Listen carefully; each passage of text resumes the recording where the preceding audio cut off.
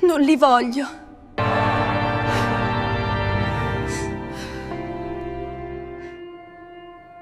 Le parole tagliarono la chiesa come una lama. Gianna Moretti si bloccò all'altare. Le sue mani inguantate di bianco tremavano mentre 200 invitati alle nozze rimasero senza fiato all'unisono. Marco stava davanti a lei nel suo smoking immacolato, ma i suoi occhi avevano la freddezza di uno sconosciuto. Cosa? Il suo sussurro raggiunse a malapena il primo banco, dove i suoi gemelli di 5 anni, Lucia e Matteo, sedevano nei loro abiti coordinati, i sorrisi innocenti che svanivano. I bambini! La voce di Marco risuonò nel santuario silenzioso. Mia madre ha dei parenti in Calabria, hanno accettato di prenderli. Li visiterai durante le vacanze, certo, ma un nuovo matrimonio ha bisogno di spazio per respirare. Il bouquet di rose bianche scivolò dalle dita intorpidite di Gianna. I petali si sparsero sul pavimento di marmo. Dietro di lei iniziarono i sussurri. Una marea di giudizi dalla comunità milanese dove la famiglia era sacra e abbandonare i figli era il peccato supremo. Avevi detto che li amavi. La sua voce si spezzò. Hai insegnato a Matteo ad andare in bicicletta. Intrecciavi i capelli di Lucia ogni mattina. Ho recitato una parte. Marco si sistemò la cravatta con indifferenza praticata. Ma siamo pratici, Gianna. Hai 32 anni, lavori 60 ore a settimana come architetto junior, riesci a malapena a pagare le loro rette scolastiche? Questo accordo giova a tutti. Le parole colpirono come pugni fisici. Aveva lavorato fino allo sfinimento, risparmiando ogni euro per questo matrimonio, credendo di aver finalmente trovato un padre per i suoi figli e restaurato l'onore della sua famiglia dopo anni di vergogna sussurrata sul padre assente dei gemelli. No. La parola esplose da qualche parte nel profondo di lei. No, non puoi fare questo. Sii ragionevole. Stai lontano dai miei figli. Si voltò verso i banchi dove Lucia aveva iniziato a piangere, ma la madre di Marco, la signora Benedetti, aveva già le mani su entrambi i gemelli, tirandoli verso la porta laterale. Fermatevi! Gianna si lanciò in avanti, ma Marco le afferrò il braccio. Non fare scene, sibillò. Ti stai umiliando. La congregazione esplose. Alcuni ospiti si alzarono, altri tirarono fuori i telefoni. Il prete si ritirò dietro l'altare. Gianna si liberò dalla presa di Marco, il suo abito da sposa che si strappava alla manica. Mamma! Il grido di Matteo penetrò attraverso il caos. Si tolse le scarpe col tacco e corse, il pavimento freddo della cattedrale scioccante contro le sue calze. La signora Benedetti aveva quasi raggiunto la porta quando Gianna afferrò la mano di Lucia. Questi sono i miei figli! Sei inadatta, sputò la donna anziana. Una madre lavoratrice che non può fornire adeguate cure. Mio figlio merita di meglio. Allora avrebbe dovuto dirlo prima di oggi. Gianna strinse entrambi i bambini a sé. I loro piccoli corpi tremavano per la confusione e la paura. Le porte della chiesa si spalancarono dietro di loro. I cugini di Marco, 3 uomini costruiti come montagne, bloccavano l'uscita. Discutiamone con calma, disse il più grande scrocchiandosi le nocche. Non c'è niente da discutere. La voce di Gianna trovò forza nel bisogno dei suoi figli. Ce ne andiamo. Non credo. Marco apparve alla sua spalla. Hai firmato dei documenti, ricordi? I moduli di adozione che pensavi fossero documenti di nozze. Il mio avvocato è stato molto astuto. La stanza vacillò. Quei documenti che aveva firmato la settimana scorsa nella sua gioia e distrazione. Il suo stomaco si rivoltò realizzando quanto completamente fosse stata ingannata. Avevi pianificato tutto. Le parole sapevano di cenere. Tutto era una bugia. Affari, cara, niente di personale. Guardò l'uomo che aveva amato, cercando qualsiasi traccia dell'anima gentile che leggeva favole della buonanotte e promesse per sempre. Ma quell'uomo non era mai esistito. Le vetrate colorate della chiesa proiettavano frammenti arcobaleno sul pavimento, mentre Gianna stringeva i suoi figli più forte. I cugini di Marco avanzavano lentamente. La loro mole bloccava ogni via di fuga. «Per favore», sussurrò, «non davanti a loro». «Avresti dovuto pensarci prima di fare una scenata», disse Marco. Poi, come un tuono che rompe il silenzio, le porte della chiesa si spalancarono. Un uomo entrò a grandi passi, alto, dalle spalle larghe, con stivali da lavoro e una semplice giacca di pelle. La polvere di cemento si aggrappava ai suoi capelli scuri. «C'è qualche problema qui?» La sua voce portava un'autorità silenziosa che fece fermare i cugini di Marco. «Non ti riguarda», sbottò Marco. «È una questione di famiglia». Gli occhi dello sconosciuto, marrone scuri, quasi neri, scrutarono la scena. Una sposa in un vestito strappato, 2 bambini terrorizzati, uomini posizionati come predatori. «Non sono d'accordo». Si mosse tra Gianna e i cugini con calma deliberata. «La signora sembra aver bisogno di assistenza». «Non sai con chi hai a che fare», ringhiò il cugino più grande. «La famiglia Benedetti. Ha collegamenti?» «Ne sono sicuro». Lo sconosciuto tirò fuori il telefono, già filmando. «Ecco perché questo video sarà utile. 3 uomini che intimidiscono una madre e i suoi figli in una casa di Dio. Internet adora storie come questa». Il viso di Marco si oscurò. «Stai commettendo un errore». «Davvero?» Il sorriso dello sconosciuto non conteneva calore. «Il mio camion è fuori. Suggerisco che la signora e i suoi figli vengano via con me, mentre voi signori riconsiderate le vostre scelte». Gianna trovò la sua voce. «Non la conosco». Lui la guardò e qualcosa balenò nella sua espressione. Riconoscimento? Rimpianto? Passò troppo velocemente per identificarlo. «Roberto Rossi, ero qui per il matrimonio Malletti della porta accanto. Ho sentito il trambusto. Operaio edile se ha intertanza, ma ora sono la sua strategia di uscita». Marco fece un passo avanti. «Gianna, non essere stupida. Non hai dove andare, niente soldi, niente...» «Ha delle scelte», lo interruppe Roberto, «diverse da quello che stai offrendo». La tensione si tese. Lucia seppellì il viso nel vestito rovinato di Gianna, mentre Matteo fissava lo sconosciuto con occhi spalancati e curiosi. «5 secondi per decidere», disse tranquillamente a lei, «prima che diventi più brutto». Gianna guardò Marco un'ultima volta, l'uomo che aveva promesso di amare i suoi figli, che aveva infilato un anello al dito con le lacrime agli occhi, che aveva architettato un'elaborata bugia per rubare gli unici tesori che aveva. «Ce ne andiamo». Roberto annuì, indietreggiando verso la porta mentre teneva il telefono alzato. «Dopo di lei». Raccolse i suoi figli e la sua dignità, camminando oltre gli invitati alle nozze storditi, a testa alta, nonostante i piedi nudi e il vestito strappato. I sussurri la seguirono come calabroni, ma non si voltò indietro. L'aria di ottobre colpì tagliente e pulita. Un camion da cantiere malconcio era fermo sul marciapiede. «Rossi e figli» dipinto sul lato. Roberto aprì la porta del passeggero. «Dove andrà?» «Io...» Il peso della sua situazione crollò. Il suo appartamento. Marco aveva confermato il contratto d'affitto. I suoi servaggi, spesi per questo disastro. Il suo lavoro. Come poteva mostrare la faccia alla Rossi Development dopo questa umiliazione? «Mamma, ho freddo», sussurrò Lucia.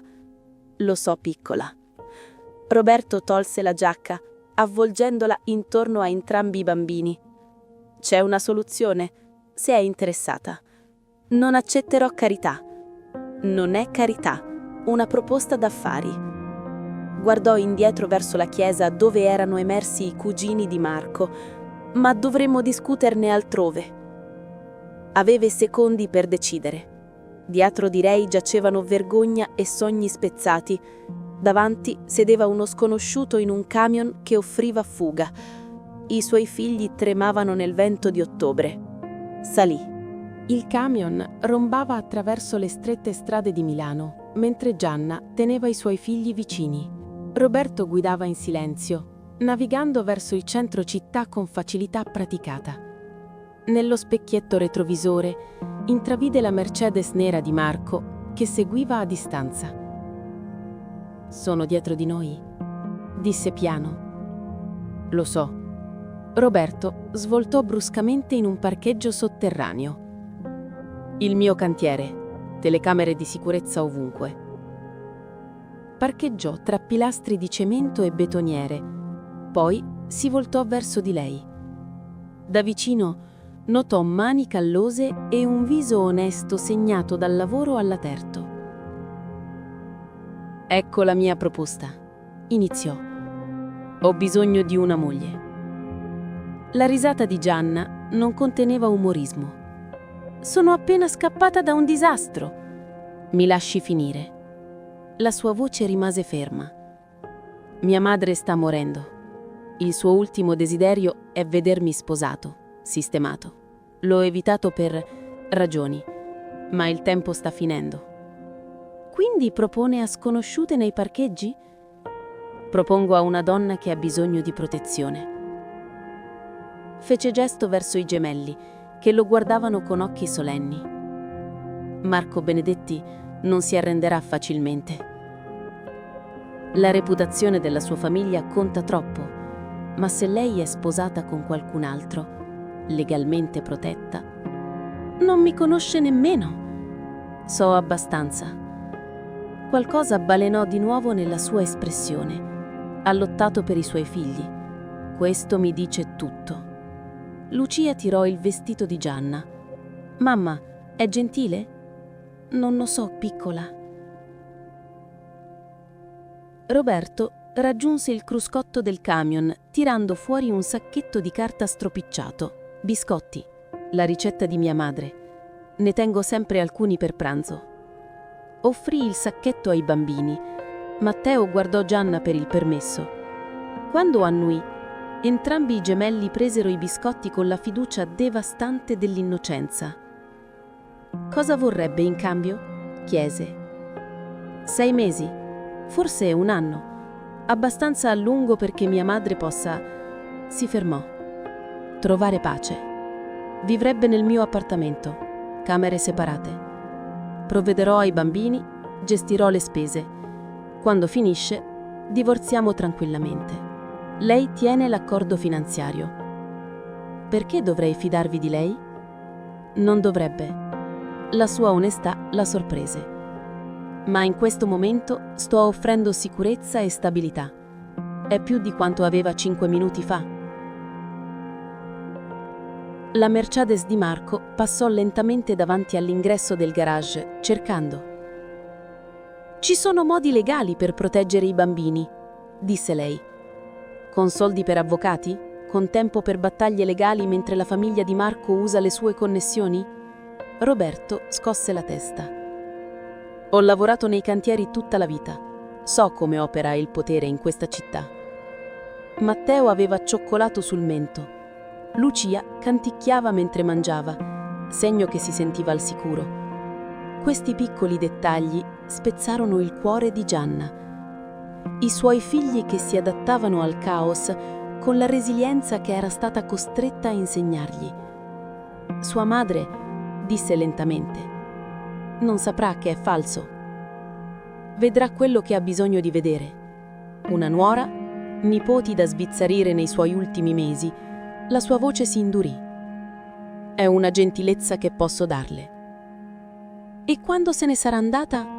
Quando non avrà più bisogno di noi? Allora sarà libera, con soldi, referenze, qualsiasi cosa abbia bisogno per ricominciare correttamente». Gianna studiò il suo viso, cercando la trappola. Tutti volevano qualcosa.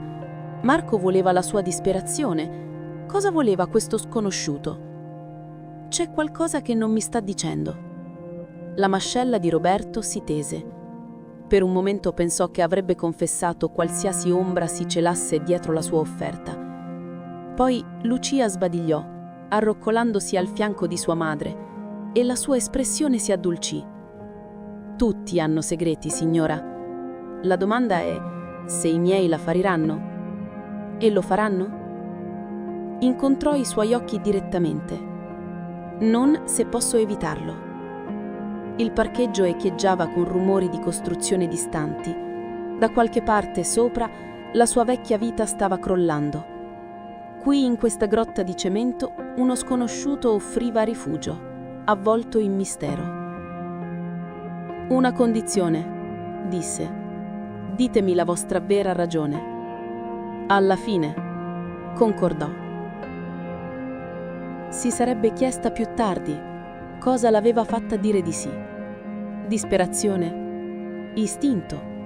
Il modo in cui aveva dato biscotti ai suoi figli senza aspettarsi ringraziamenti? Va bene. 6 mesi.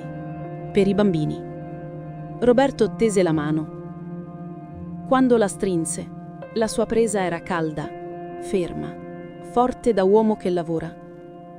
Nessuno dei due notò la telecamera di sicurezza sopra di loro, o il nome Rossi Development inciso sul lato. 3 mesi dopo, Gianna era nella sala conferenze della Rossi Development, il cuore che batteva forte mentre il consiglio esaminava il suo progetto di edilizia sostenibile.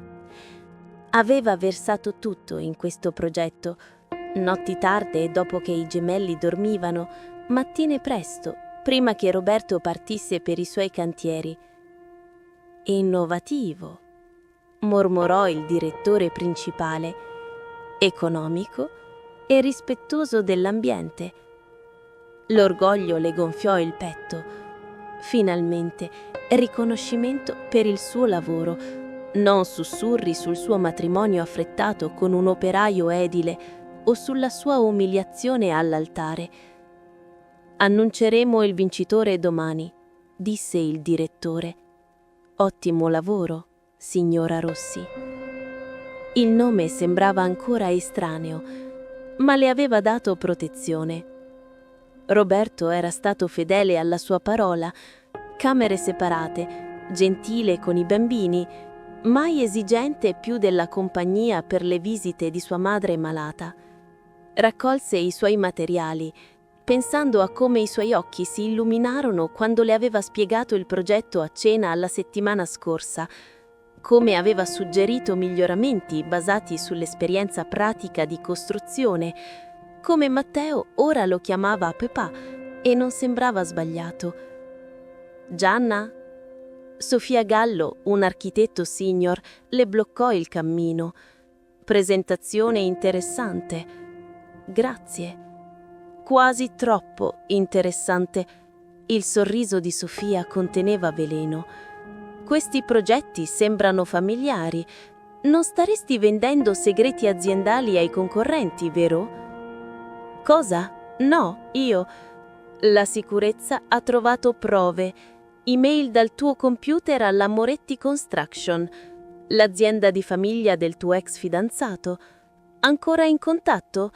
Il sangue di Gianna si gelò. Non parlo con Marco da quando hai sposato quel manovale edile? Sofia rise. Che conveniente. Da sposa dirigente a moglie di operaio in un giorno. Alcuni potrebbero dire calcolato. Quelle email sono false. Dimostralo. Sofia si avvicinò. O lo farò io. Domani. Al consiglio. Gianna fuggì dall'edificio, la mente in subbuglio. Aveva lavorato troppo duramente per perdere tutto per delle lizzugne. I gemelli avevano bisogno di stabilità, avevano bisogno della vita che aveva costruito dalle ceneri. A casa trovò Roberto che cucinava la cena, i bambini che facevano i compiti al tavolo della cucina. La scena domestica le strinse il petto. Quando questo accordo aveva iniziato a sembrare reale. «Sei pallida?» disse studiando il suo viso. problemi di lavoro, baciò le teste dei gemelli, traendo forza dal loro calore, niente che non possa gestire. Ma dopo che i bambini dormirono, si sedette al tavolo della cucina con il suo laptop, cercando di rintracciare le email fabbricate. Roberto si unì a lei, posando un espresso. «Dimmi», disse, semplicemente. Lo fece. Le parole uscirono a fiumi, l'accusa di Sofia, le false prove, la riunione del consiglio domani che avrebbe distrutto la sua carriera. Roberto ascoltò senza interrompere, il suo viso diventando più scuro con ogni dettaglio. Quando finì, si alzò bruscamente. «Dove vai?» «A fare una telefonata». Qualcosa nella sua voce era cambiato, da operaio edile a qualcun altro, qualcuno con autorità. «Questo finisce stanotte. Roberto, non puoi combattere le mie battaglie. Guardami». Si fermò sulla soglia. «Nessuno minaccia la mia famiglia». La parola famiglia rimase sospesa tra loro. Quando erano diventati quello? Scomparve nella sua stanza, sentì una conversazione ovattata, la sua voce che comandava in un modo che non aveva mai sentito. Quando tornò, la sua espressione era di granito. «È sistemato?» «Cosa hai fatto?» «Quello che dovevo». Si sedette accanto a lei e per la prima volta le prese la mano. «Gianna, c'è qualcosa?» Il telefono squillò, la suoneria di sua madre. Il suo viso divenne bianco quando rispose. «Quando?» Una pausa. «Sto arrivando». Riacchiappò, le spalle cadenti. «È nell'ospedale. Un altro episodio cardiaco. Sta chiedendo di noi. Tutti noi. Vuole vedere i suoi nipoti un'ultima volta. E sua moglie. Vuoi avere una visita?» La voce si spezzò. Gianna gli strinse la mano. Qualsiasi segreto custodisse, qualsiasi cosa domani portasse con le minacce di Sofia, questo era reale. Il suo dolore, sua madre, la strana famiglia che avevano costruito sulla necessità. «Sveglierò i bambini», disse. Gianna le afferrò il polso delicatamente. «Dopo questa notte tutto cambia. Ci sono cose su di me che...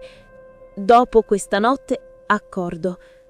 Ma mentre si preparavano a partire, si chiese quale verità avrebbe sfrantulato per prima la loro fragile pace, le lizzugne di Sofia su di lei o i segreti di Roberto su se stesso.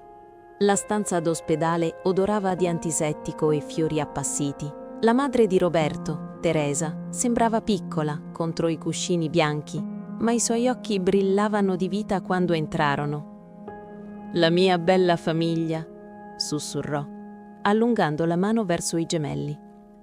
Lucia e Matteo salirono sul letto con attenzione, essendo arrivati ad amare questa donna che li viziava con affetto. Gianna stava accanto a Roberto, sentendo la tensione che irradiava dal suo corpo. «Mamma», disse dolcemente, «dovresti riposare». «Riposare», rise debolmente. «Ho l'eternità per quello». Toccò il viso di Gianna. «Lo hai reso felice. Lo vedo nei suoi occhi». Gianna guardò Roberto, trovandolo che la guardava con un'espressione che le fece saltare il cuore. Quando il fingere era diventato verità. Teresa tirò fuori qualcosa da sotto il cuscino, una piccola scatola di velluto. «Questo era di mia madre, per mia nuora». Dentro brillava un semplice anello d'oro con un singolo rubino, non costoso, ma prezioso di storia. «Non posso?» «Devi». La presa di Teresa sorprendentemente forte. «Promettimi che ti prenderai cura di lui». È testardo, orgoglioso, ma sotto, sorrise a suo figlio, è esattamente come suo padre, un bravo uomo che ama troppo profondamente. Il telefono di Roberto vibrò. Lo controllò, il viso che si oscurava. Devo uscire, chiamata d'affari.